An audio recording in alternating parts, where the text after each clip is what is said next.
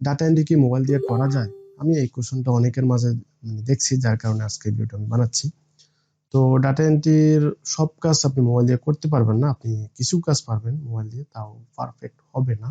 মানে মোটামুটি আপনি ডাটা এন্ট্রির সকল কাজ আপনি করতে পারবেন যদি আপনি মোবাইল বা আপনার কম্পিউটার বা ল্যাপটপ থাকে। তো মোবাইল দিয়ে আপনার কিছু কাজ করা যায়। তো আজকে আমি এটা নিয়েও ভিডিও বানাবো যে আপনি ডাটা এন্ট্রির ভিতরে আপনি কোন কোন কাজগুলো আপনি মোবাইল দিয়ে করতে পারবেন এবং আপনার কোন কোন কাজগুলো করতে হলে আপনাকে কম্পিউটার বা ল্যাপটপ প্রয়োজন।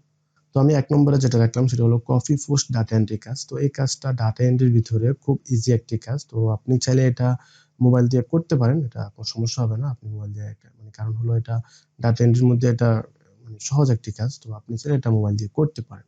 তো আপনাকে ক্লায়েন্ট বলতে পারে বা আপনাকে ক্লায়েন্ট একটা পিডিএফ ফাইল দিবে। তো এটা বলবে যে এই ফাইলটা তুমি কপি করো। পিডিএফ ফাইল থেকে তুমি টেক্সট গুলো কপি করো। তো এই তথ্যগুলো কপি করে তুমি অন্য একটা ফরম্যাটে আমাকে মানে ক্রিয়েট করে দাও, বা বলতে পারে যে বা আপনাকে ক্লায়েন্ট একটা ওয়েবসাইট দিবে। তো ওয়েবসাইট থেকে বলবে যে এই তথ্যগুলো তুমি কপি করে তুমি আমাকে এভাবে পোস্ট করে দাও।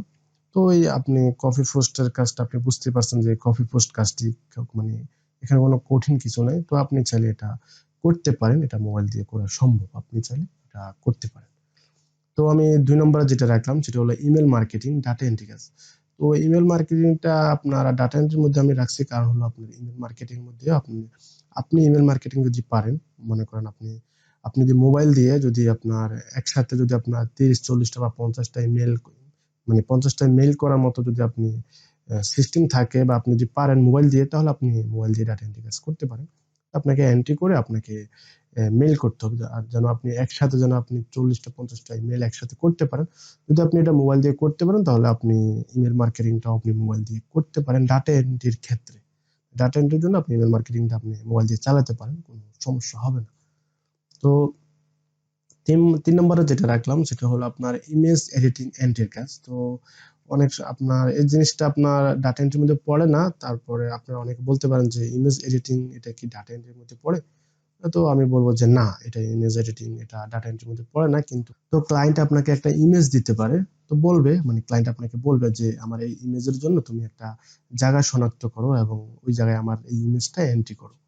তো এইজন্য আপনাকে অবশ্যই এটা করতে হবে। তো আমি আবারও বলছি যে ইমেজের সাথে ইমেজ এডিটিং এর সাথে আপনার ডাটা এন্ট্রির কোনো সম্পর্ক নাই। এটা আপনার ডাটা এন্ট্রির মধ্যে পড়ে না। তো তারপর আপনি অনেক ক্লায়েন্ট আছে যে বলবে যে আমার এই ইমেজটার জন্য একটা জায়গা শনাক্ত করো এবং ওই জায়গায় আমার ইমেজটা এন্ট্রি করে দাও।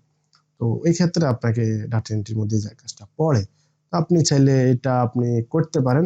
এই জিনিসটা আপনি মোবাইল দিয়ে করতে পারেন। আপনি এটা মোবাইল দিয়ে করতে পারেন। কিন্তু আমি মোবাইলটা সাজেস্ট করি না। আপনি চাইলে আপনি খুব সহজে কম্পিউটার বা ল্যাপটপ ইউজ করেন। আপনি দরকার পড়লে আপনার যদি বাজেট কম থাকে আপনি কম দামে অল্প বাজেটের মধ্যে ভালো কম্পিউটার বা ল্যাপটপ সেকেন্ড হ্যান্ড পাওয়া যায়। তো আপনি চাইলে একটা নিয়ে আপনি কাজ শুরু করতে পারেন। কিন্তু আমি মোবাইলটা সাজেস্ট করি না, কারণ মোবাইলে অনেক কিছু করা যায় না।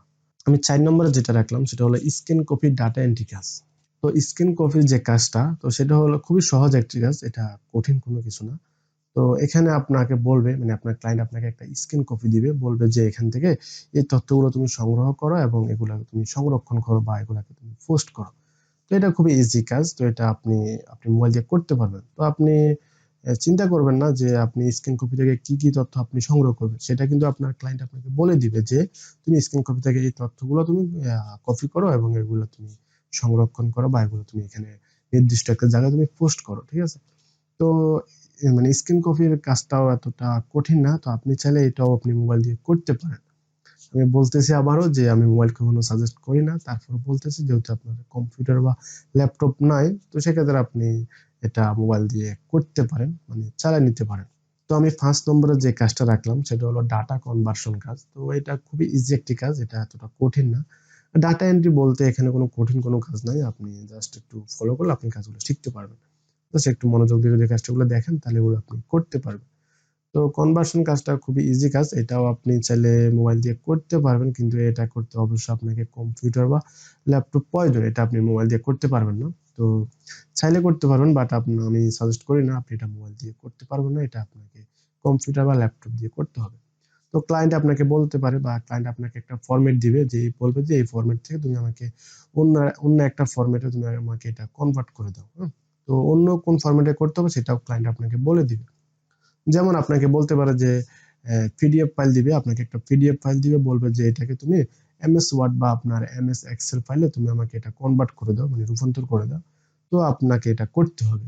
তো এটাকে আপনি খুব সহজে করতে পারবেন, সেটা হলো আপনি এমএস ওয়ার্ড বা আপনার এমএস এক্সেল ব্যবহার করে আপনি খুব সহজে আপনি এই কাজটা করতে পারবেন। তো আপনার জন্য মানে এটা করার জন্য আপনার কম্পিউটার বা ল্যাপটপ হলে বেস্ট। তো আপনি এটা দিয়ে পুরোপুরি করতে পারবেন।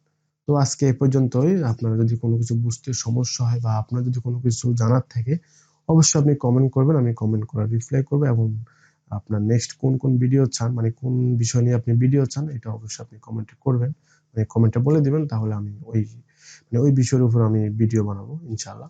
তো নেক্সট ভিডিও আসার আগ পর্যন্ত সবাই ভালো থাকেন, সুস্থ থাকেন। আসসালামু আলাইকুম।